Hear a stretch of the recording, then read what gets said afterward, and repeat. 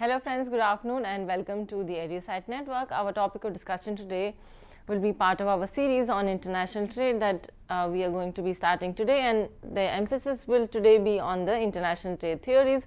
And friends, for this discussion and lecture we have thus in our studio Dr. Rajiv Shukla, PhD Coordinator, Indian Institute of Foreign Trade, New Delhi. And friends, with this introduction I welcome sir and also request him to begin our today's lecture. Thank you sir. Hello friends, today we are going to discuss about the new frame of economics, which is called international economics, and under the international economics we are going to disclose international trade. As all of you are aware, after GATT 1991 we have started our boundaries to free for rest of the world. We are disclosing most of the theories, we are disclosing most of the steps which is very much related to free trade. In today's scenario, our government takes initiative to become free trade more liberalized in terms of international trade. So, international trade is one of the very much current figure of this today's scenario, because every country wants to cross the concerned boundaries and to achieve a better profit in rest of the world. In the same concern, India has playing a tremendous role in the form of international trade. As you see over slide, there are so many features of international trade which is marking at some arrows. You can see over there: globalization, pricing, law, origin, exchange rate, insurance, cost, import, tariff.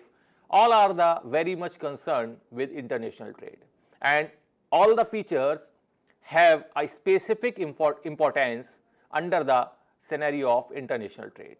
So, we are going to step by step what is the meaning of international trade, what is the theories of international trade, and how is it helpful to get the maximum profit, to get the maximum gain in terms of foreign currency, in terms of export, in terms of import for a particular country. In today's scenario, if your country is not able to make export to rest of the world, or if your country have more import in terms of international trade, then it is a quite unbeneficiary for the concerned country if the export is decreased and the import is increased. So, let us begin with this line: what is the meaning of international trade, or what is the meaning of trade. So, here you can see what is the meaning of international trade. Is the international trade is the exchange of capital, goods and services across international borders or territories. As the name implies, international, which itself implies when the domestic territory crossed and the rest of the world integrated, which is simply means international trade. When you cross your boundaries and enter in the new foreign territory, then it is a call of trade. And international trade, what is the meaning of exact international trade? When the exchange of capital, goods and services, not only for capital or goods, services also, which is the most influenced sector of today's scenario. So, is the exchange of capital, goods and services across international boundaries, borders of territories. Trade mainly have two components, which we are all aware about this fact, which is one is export and the second one is import.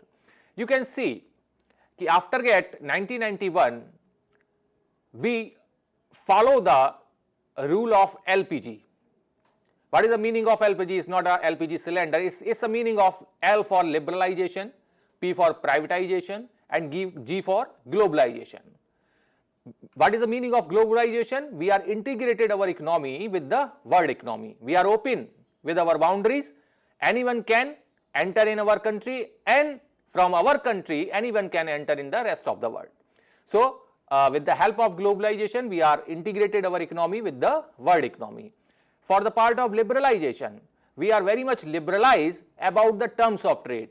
If there are any restriction of the export to rest of the world, then the exporter have some hesitation to sell their product in the rest of the world. But if the terms of trade liberalize, so we are tried, and we are also trying in current scenario, terms of trade is more and more liberalized, so the export can increase in a better way.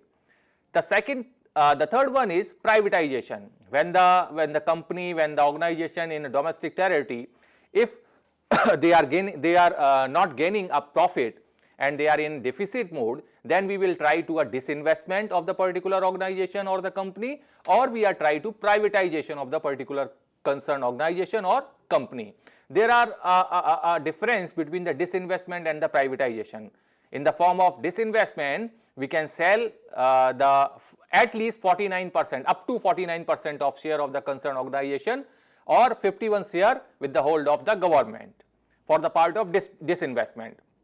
But if you want to privatization of the concerned organization, then you have to sell the whole share or the the part of the organization to any private company or the organization for the part of privatization. But if you talk about the disinvestment, then you can say you can sell the shares of the particular public sector units up to 49%, because of the hold of 51% share with the government. So with the part of international trade, we can try to emphasize what is the theories of international trade and how is it necessary in today's scenario. So here you look, what is the meaning of trade only, not only international, what is the meaning of trade. So according to the definition of wealth of nation, a book written by Adam Smith, which is the father of economics, a book written by Adam Smith, which he reveals trade is the consequences of the human prosperity to trade, barter and exchange one thing to another. It's only a meaning of trade according to the definition given by Wealth of Nation, a book written by Adam Smith, who is called a father of economics also. So trade, what he said, trade is the consequence of the human prosperity to trade, barter and exchange one thing for another. And if you look an overview of trade theory, how is it relevant, how is it for necessary, how is it for beneficiary for any particular of economy of the concerned country. So here you look an overview, free trade. How is it beneficiary? Free trade occurs when a government does not attempt to influence through quotas or duties what its citizens can buy from another country and what they can produce and sell to another country. Because when a government does not attempt, there is no quotas, there is no duties in terms of free trade, and what its citizens can buy from another country, anything you can buy from another country and anything you can produce and sell to another country. This is called a free trade. If you count the benefits of trade, what is the benefits of trade? To allow a country to specialize in the manufacture and export of products that can be produced most efficiently in that country.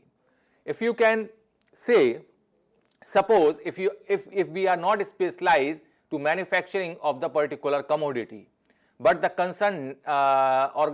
concerned country, suppose America, is a quite specialized to manufacturing of the concerned commodity, then you can import of the concerned commodity from America with the help of free trade.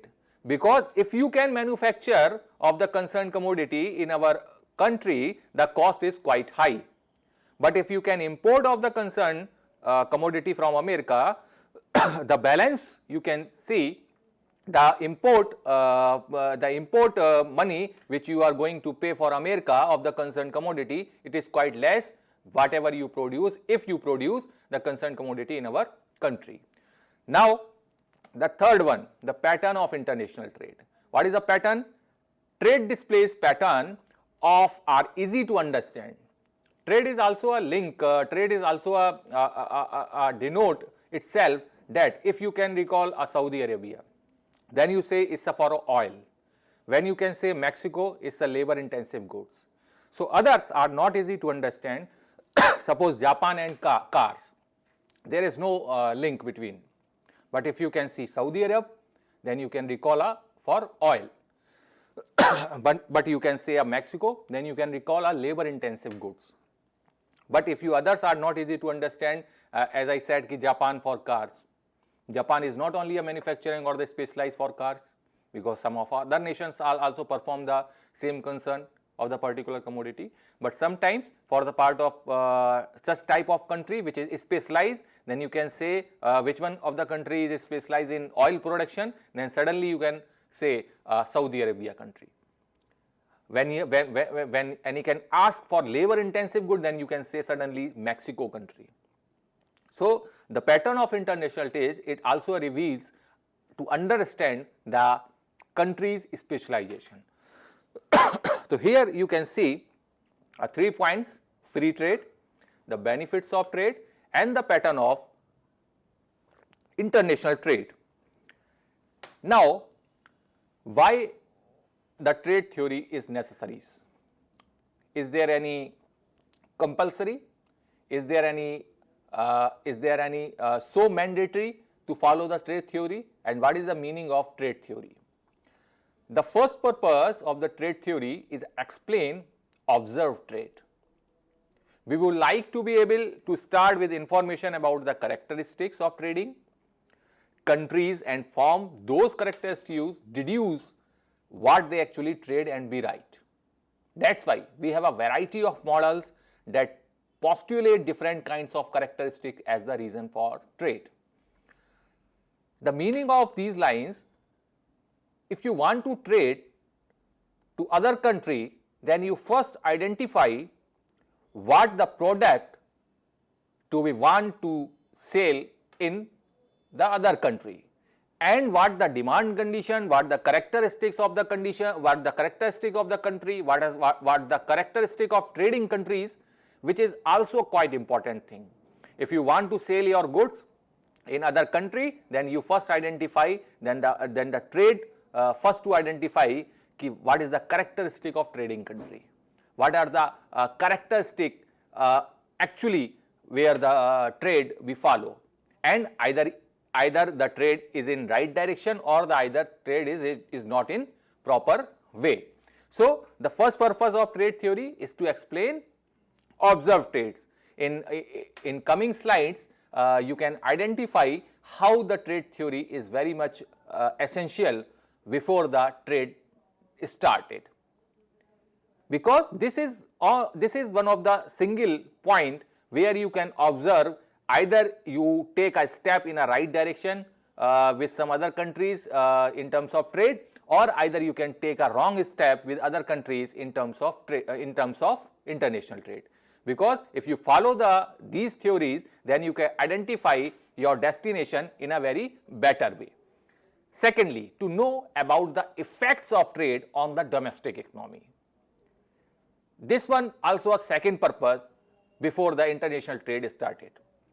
If you can look your domestic economy and you feel that the particular commodity, if you can manufacture of the particular commodity in our territory, which is quite high in terms of cost, and if you can import of the particular commodity from the rest of any country, rest of the world, then you can identify, you can sell the particular commodity in our market, and you can receive a better price or the affordable price, you can say, from your consumers. But if you can manufacture, if the cost is high, then you have to imply the MRP is quite high, which is not affordable. But if you can import of the particular commodities from the rest of the world, and you implies not a so high price, but in a affordable price, then you can receive a better revenue from our consumers or better money from our consumers. A third purpose is to evaluate different kinds of policy. So these are the purpose which followed a particular international trade theory, which would be useful to know about the patterns of international trade which you are going to explore for other countries. So what is the why trade theories? first the purpose, to know the characteristic of trading country, to know the characteristic of international trade which you are going to explore. Secondly, to know about the effects of trade on the domestic economy. And the third purpose is to evaluate different kinds of policy. So, trade theory is a very necessary before the international trade started. Now, why do countries trade? What is the essentiality? What is the necessary to do countries trade? Why? Availability of products. As I said, Saudi Arabia specialization for oil production. Availability of products, which clearly implies a natural resources new product. As you are aware that India is very much rich in terms of natural resources. India is a quite a rich country in terms of labor force. When you say a labor intensive goods, then India can specialize. When you say in the terms of natural resources, India can step ahead. Secondly, international price differential as a consequences of productivity differential, difference in technology, difference in factor endowment, economies of scale. Third is product differentiation and market structure. Why do countries trade? These are the reasons why countries can come into a form of international trade. You can see in today's scenario, we have several products of China. We have several products. You can see over the country of India in Delhi, there are several products of China in every situation. If you can see a lightning of particular bulbs, there are several types of bulbs from the made in China, and these are the products are quite cheap in comparison to Indian domestic product, and the consumer can easily buy, because consumer thinking is that whatever we receive from the consumer is in cheap way, is in cheap price, then the consumer have to be buy of the particular product, either the made in Japan or either the made in China. If the product is quite high in terms of MRP, even the product manufactured in India, but the consumer cannot buy. Consumer always go with the price where the consumer can find particular goods with the quality, with the some other features, with the improvisation of the concerned goods in a cheap price, then the consumer have to be pay for that. There is no thing either the made in Japan or either the made in India. Where is the cheap and best as the single line? So why do countries trade? Availability of the products. Some of the countries have a specialization in a particular product or the commodities of the raw material. So the other countries can identify those countries as a trading partners with their specialization of the products. As you can see, India is trading oil from Saudi Arabia, is the Nigerian basket, and as well as Saudi Arabian baskets. There are so many products which if we are making in our country, then the price is quite high or the cost is quite high. But if we can import from the other countries where the cost is quite low, you can see there are several products from the made in China, as I said. So availability of the products, international price differential as a consequences of productivity differential, differences in technology. This is other important aspect. Some of the countries have a very innovative technology, and if you use a manufacturing of a better technology of the particular product, definitely the cost is quite low. If we have not a better technology and we use a more and more labor intensive technique or the traditional technology, then the definitely cost goes a very high manner, and if the cost is going high manner, then the MRP of the concerned product is a quite high. So difference in technology, this is also a very important feature. Why do countries trade? differences in factor endowments, economies of scale, product differentiation and market structure. Market structure is also a very important feature to look why do countries trade, because India has a very vast market structure. That's why most of the nations sees that India is a perfect market destination to sell their goods. Most of the nations approaches, most of the developed country approaches to India to sell their goods because of the market structure. So that's why market structure is also a very important feature why do countries trade. In earlier scenario, if we look ahead back a couple of years back, the theory of the international trade is so-called a mercantilizing theory. The theory that a country's power depended mainly on its wealth to build stock navies and purchase vital trade goods. If you look in 17th century, there was an international trade, but in the terms of commodity, not in the terms of actual currency, but in the terms of commodity, is a gold. That's why it is called a mercantilism theory, the theory that a country's power depended mainly on its wealth to build a strong navies and purchase vital trade goods. What is the meaning of this theory? In 17th century, group of men in form of merchants, bankers, government officials, philosophers wrote essays in international trade that advocated an economic philosophy known as mercantilism. In their view, a country becomes rich if it exports more than it imports. They clearly says, the group of men who wrote an essay on international trade clearly emerges that in their views, a country becomes rich if it exports more than imports. Secondly, surplus in trade. Balance will result in inflow of precious metals. As I said, there is not a currency. They emphasized on metals with the form of gold. So surplus in trade balance will result in inflow of precious metal, golds and silver. More precious metals means a richer and more powerful nation. They were in view that if a country have more precious metal, that means a richer and more powerful nation, and country have to do their best to increase export and restrict imports. So in the mercantilism scenario, you can see they were in view that if the country increase their exports and less their imports and also have a more precious metals, means a richer and more powerful nation. But there is an exchange of in terms of metals. Since all countries cannot have surplus, if you go with these assumptions, then you can say all countries cannot have surplus.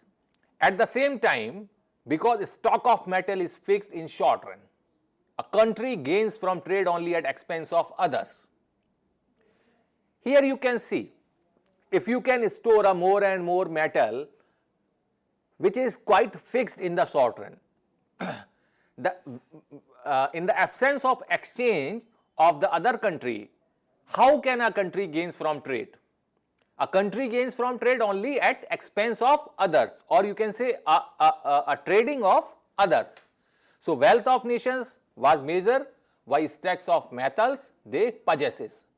As you have seen in earlier slides, in their view, a country become rich if it exports more than import, and surplus in trade balance will result in inflow of precious metals, golds and silver. And more precious metals are richer and more powerful nation. What is the definition of richer in terms of mercantilism theory, which is called wealth of nations was measured by stock of metals they possesses. In contrast, today we measure wealth of nation by its stock of human, man-made and natural resources available for producing goods and services. This is the contrast. In the earlier scenario, what they were in view? the wealth of nation was measured by stock of metals, which is quite fixed in short run. A country cannot gain from trade if they are not trade expense of others, or the others they are not in the form of trading of other countries. And in contrast, in today's scenario, we measure wealth of a nation by its stock of human capital, by stock of mansource, by stock of natural resources available for producing goods and services. If the country have three types of features, which is called human resource, human capital formation, natural resources phenomena, and the natural and the man-made substances. If the country have three dimensions, more capital, more labor intensive, and the natural resources, now you can say the wealth of nation. But in an earlier scenario, if the country have more metals or the precious metals purchases, then the group of men, which is called of some merchants, bankers, they were in view that the wealth of nation is also called those countries for those who have a very much stock of precious metals. But in today's scenario, the country have man-made, the country have human capital formation, the country have more natural resources called wealth of nation. So, Mercantilism advocated strict government control of economic activity, because gain from trade comes at expense of other nation. So, there is a quite difference between the earlier Mercantilism theory and the today's scenario. You can look what are the assumptions of the particular theory. Is gold and silver are currency for trade. As I said earlier, there is not a currency stabilized. The commodity is form of currency, and the gold and silver are currency for trade. Theory says you should have a surplus, maximize export through subsidize, and minimize import through tariff and quotas. They were in view कि how can you maximize export in terms of mercantilism? Maximize export through subsidies. They were in view that you provide more and more subsidies to promote your export. And how can you minimize imports in that scenario? Minimize import through tariff and quotas. You can block or you can restrict the import items with the help of tariffs and quotas. In earlier scenario, if you can talk about the quotas and tariff, when you want to demoralize, or you can say decrease of imports, then you have to be imposed high tariff of the particular commodity. So, if you impose a high tariff, when the commodity comes from the rest of world and comes in the domestic territory, is a quite high in price with the help of high tariff.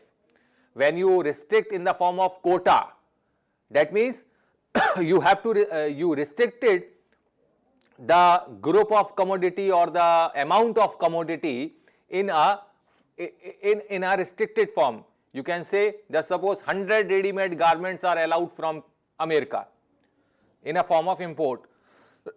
So, here you can see a restriction 100 quota, 100 particular commodity are allowed to import from America. So, they were in view at that time at the mercantilism theory ki maximize export through subsidies and minimize import through tariff and quotas. What is the assumptions? There is a finite amount of wealth in the world. They were also in view. These are the assumptions of that theory. There is a finite amount of wealth in the world. A nation can only grow rich at the expense of other nation. A nation should try to achieve and maintain a favorable trade balance, exporting more than its import. So, these are the assumptions of the traditional theory, which is called a mercantilism theory, and this was a quite different view if you comparison of the particular scenario or present scenario. What are the limitations of that theory? What are the limitations which was not fulfilled, which was not covered from that theory?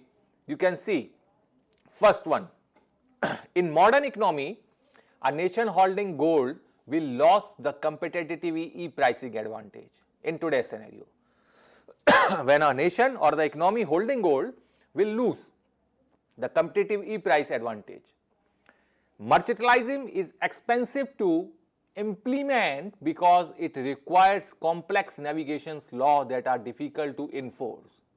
It is quite expensive to implement, what the theory said.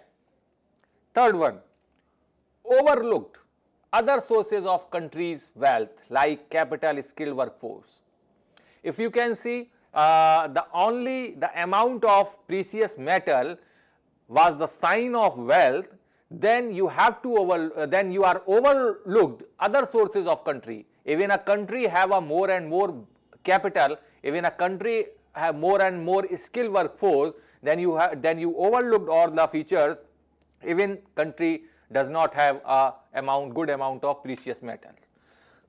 So, I think that was not a right phenomena. Fourth one, economic regulations tends to result in illegal activity or smuggling. Similarly, you can suppose about this fact, if the sign of stock of metals, if the stock of metal is a sign of wealth, then there was a lot of such type of illegal activity comes in the form, because there is no activity, there is no mean of capital, there is no mean of man-force, there is no mean of natural resources. The mean was only for amount of stock of precious metals. So, if the theory was this aspect that the precious metals, the add or the more and a large amount of precious metal with the country have, then you can say is the wealth of nation in particular theorem of the mercantilism. But that means you have to require more and more intensity to implement of this fact, because there is no mean to say that if a country have more and more precious metal, this is the definition of wealth of nation. And it clearly implies that if you have this fact, or if you follow this fact, then definitely such types of legal activities in the terms of smuggling definitely comes in the form.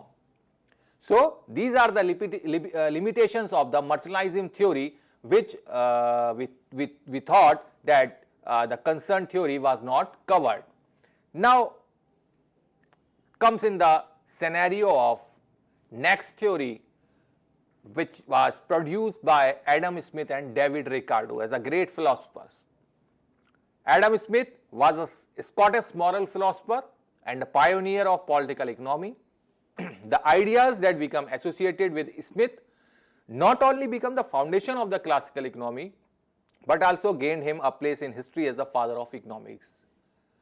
So, Adam Smith, always called the father of economics. His work served as the basis of other lines of inquiry into the economics field, including the theory of absolute advantage, which we are going to disclose in coming slides. Theory of absolute advantage. In starting mode, we discussed about why do countries trade and why these theories are very much essential for international trade. Now you can look in coming slides why these theory and how these theory helpful to identify whether the trading country, the characteristic of trading country, what are the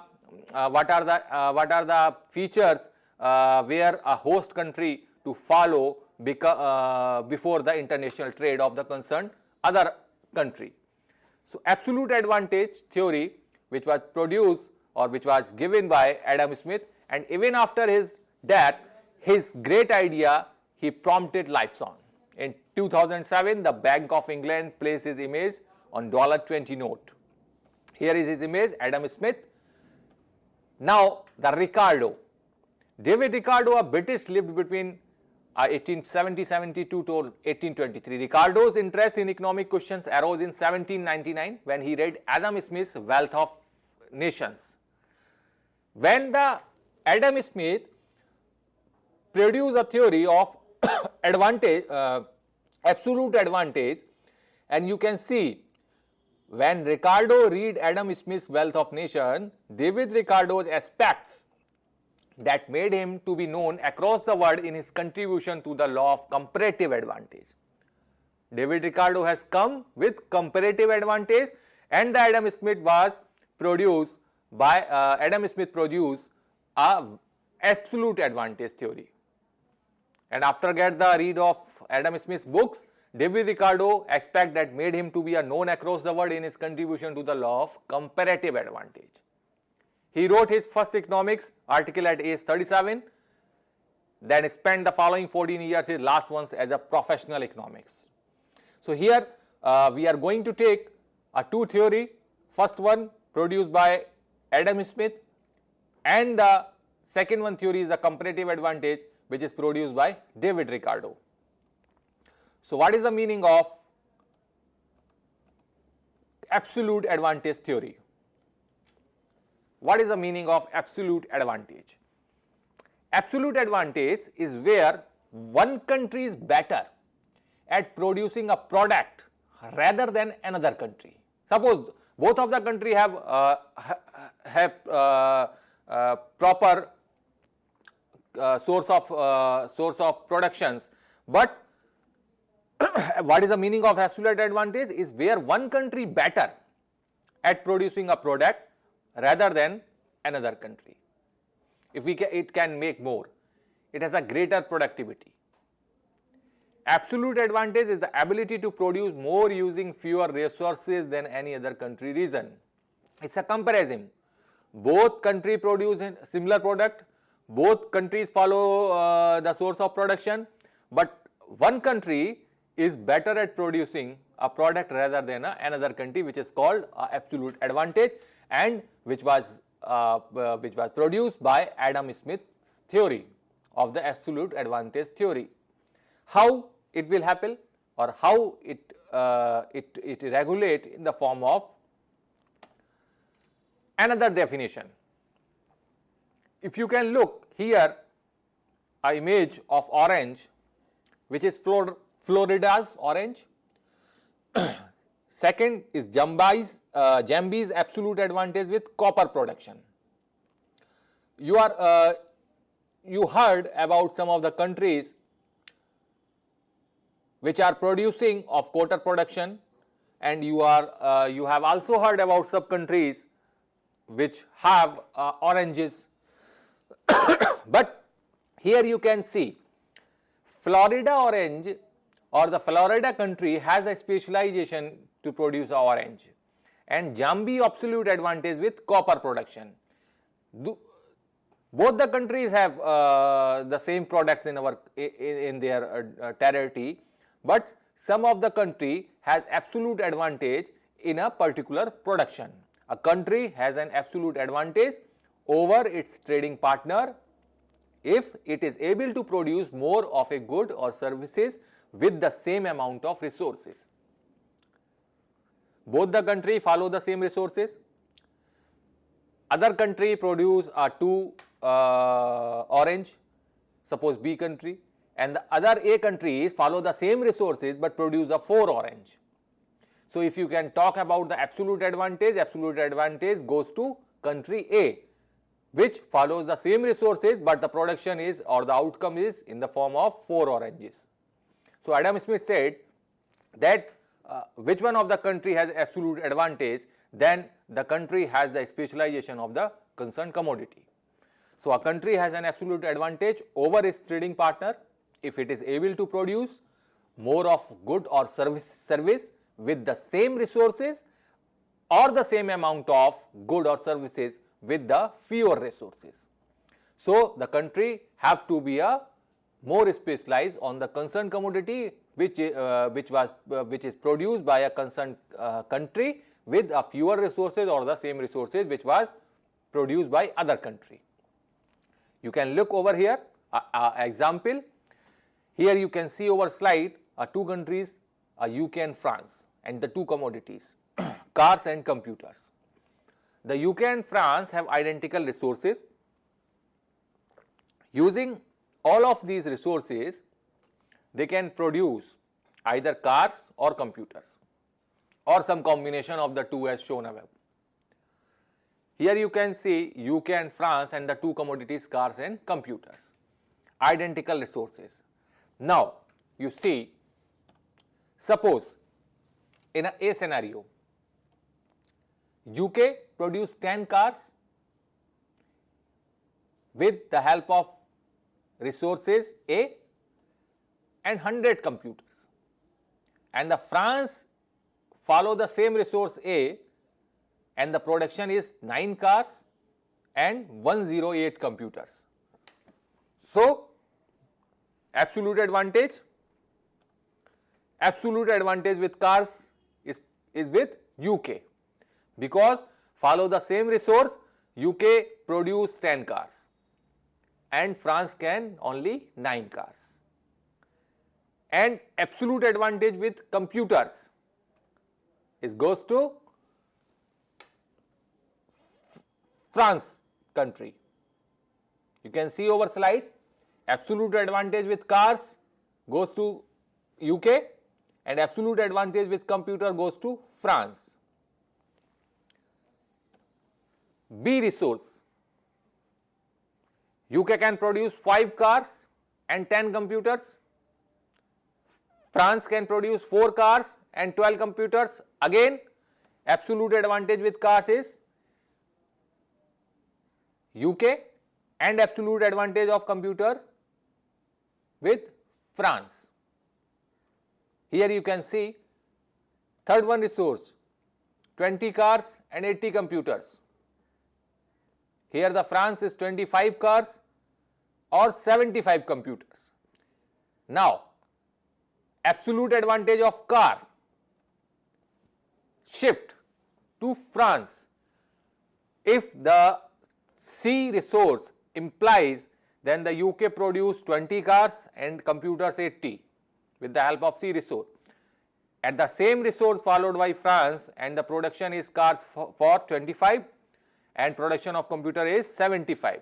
So if you can talk about the absolute advantage with cars between the two nations goes to France, and absolute advantage with computer goes to now UK.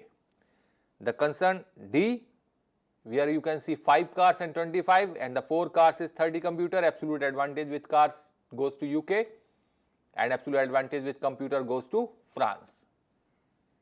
For the same thing E, 6 cars, 18 computers, 8 cars or 20 computers. Here you look sincerely, with the help of E resource, UK produced 6 cars and 18 computers, and France produced 8 cars and 20 computers. France is quite a better position in comparison to UK at E resource. So now the absolute advantage of cars goes to France and absolute advantage with computer goes to also France, because follow the same resource, France can produce more in comparison to UK. So here is the scenario of absolute advantage. Now I will try to explain on a numerical form, a numerical example. Two countries A and B which have 2 units of resources, one unit can take labor, they only have resources to make only guns and butter. Suppose resource can be switched between both industries. Resource can be switched between both industries. If they use just 1 unit of resource, they can make either, if they use just 1 unit of resource, suppose labor, they can make either country A 4 guns or 2 tons of butter, and country B produce only a follow the same resource and produce only a 1 gun and 6 tons of butter. Now with only 1 unit of resource, who has absolute advantage of in guns? Country A, which produce 4 guns, which clearly emerge over slide, and who has absolute advantage in butter? 6 tons of butter goes to country B. with only 1 unit of resource, country A 4 guns and 2 tons of butter, country B 1 guns or 6 tons of butter. Listen very carefully, the same example can be used with the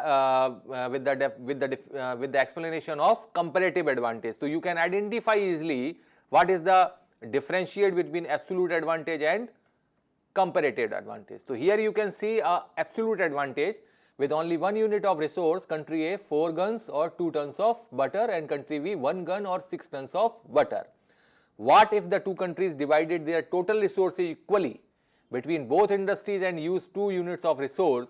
How much can each country now make?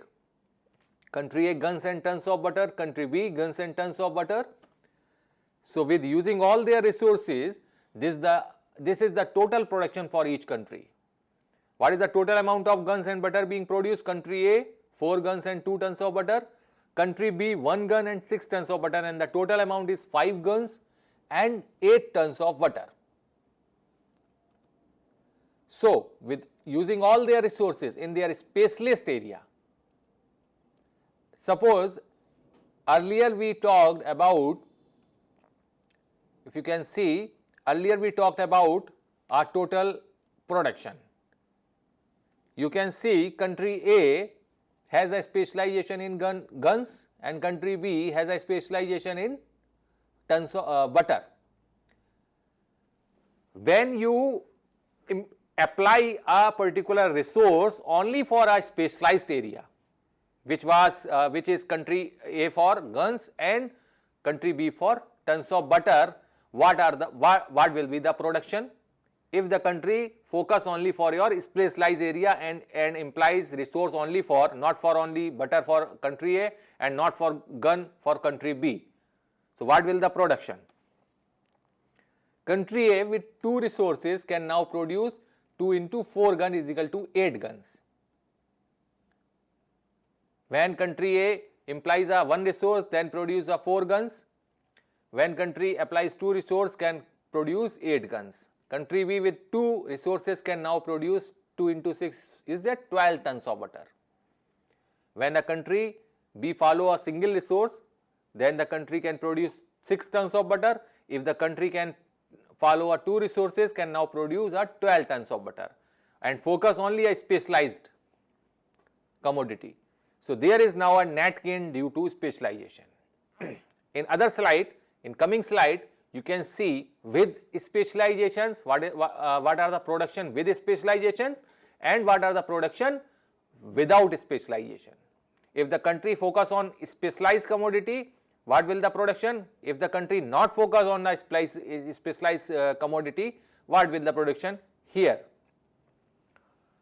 So with all using resources in their specialized area, country A with 8 guns, country B with 12 tons of butter.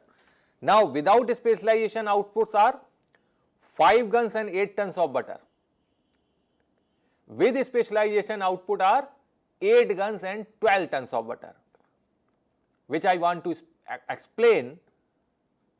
If the country, or also Adam Smith said in his book Wealth of Nation or in his theory Absolute Advantage of Theory, what will we expect? If the country can specialize on a particular commodity where the country can produce more productive, follow the same resource. So country can specialize on a particular commodity, on the production of a particular commodity. Here you can see without specialization, the total amount of production of gun is 5 and the 8 tons of butter. But if the country is specialized of the particular commodity and the focus only for the production of the specialized commodity, then the total amount of guns is 8 and the total amount of butter is 12. So here is absolute advantage theory, which clearly said by Adam Smith and properly implicated that if the country have a specialization in a particular commodity, then the country have to focus only for that commodity or the production of the that commodity. Now, what are the limitations of this theory? fails to explain how free trade can be advantageous of two countries when one country can produce all goods. Secondly, country not having absolute advantage cannot gain from free trade. What are the limitations? The second one limitation, if you can look, country not having absolute advantage. Suppose if you recall a e-resource where the France can only have absolute advantage over car and as well as computer. So this theory could not explain about the UK in terms if the country have no absolute advantage. So cannot gain from free trade. This theory failed to explain. Differences in climate conditions and natural resources won't lead to absolute advantage. This theory overlooked these types of scenario. What if the country is bad at making everything? The theory failed to explain what if the country is bad at making everything. Theory explained that country have to specialize on the particular commodity, but theory did not explain about this fact that if the country is bad at making everything. So these are the limitations of this theory. Now come into a form of comparative advantage theory. Comparative advantage. David Ricardo argued a country should produce only goods where it is most efficient and import those goods in which it is less efficient. David Ricardo has said a country should produce only goods where it is most efficient and import those goods in which it is less efficient. Even if a country is efficient in producing all the goods, still trade between two countries will prove beneficially. Suppose assumes that a country does not have to be best at anything to gain from trade.